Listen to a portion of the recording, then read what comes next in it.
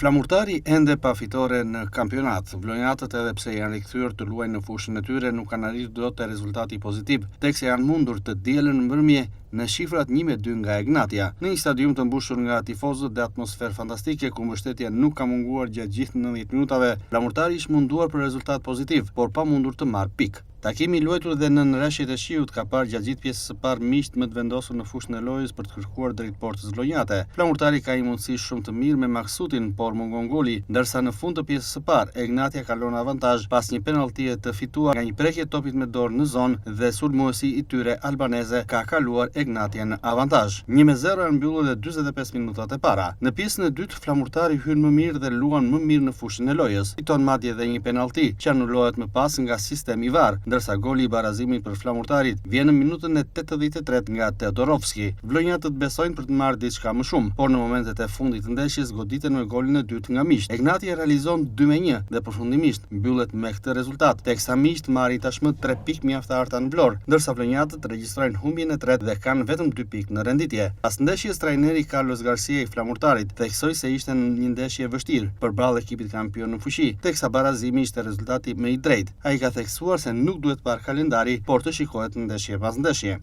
Penso che ha stato due tempi, no? Il primo tempo penso che per la due squadre. Mendoj se ndeshja është zhvilluar në dy pjesë të ndryshme, një herë për Egnatian dhe një herë për Flamurtarin. Pjesa e parë mendoj se ishte më shumë taktike. E dinin se Egnatia ishte kampioni aktuale e kampionatit që njihet prej vitesh. Pjesën e dytë Egnatia ishte në zonën e repsisë, pa dalë asnjëherë jashtë saj, dhe në momentin që bëm 1-1 me gjithë dëshirën e mirë, munduam të shkonim edhe tek fitoria 2-1. Jam krenar për atë që ka bërë skuadra, por në fund rezultati është ky. Për mua skuadra duhet të jetë më konsistente. Është e vërtetë që tashmë po luajmë në fushën tonë dhe në stadium erdhi skuadra që vjet fitoi kampionatin dhe për momentin ishin më mirë se ne. Por në pjesën e dytë mund të themi se ata nuk dolën thuajse nga zona e tyre e repsisë dhe duhet të kemi më shumë kohë si kjo e 45 minutave të dyta. Kalendari i vështirë ishte për 4 javë e para, 4 ndeshje në transfer. Kjo ishte më vështirë për mua. Nuk ka ndeshje të vështira dhe as ndeshje të lehta. Kemi parë kush fitoi kampionatin vjet dhe kemi parë që ata humbën edhe me ekipe të tjera. Nga ana tjetër trajneri Egnatia Dirtetova vlerësoi fitoren e skuadrës së tij duke cilësuar atë mjaft të rëndësishme në një fushë të vështirë. E dinim që ishte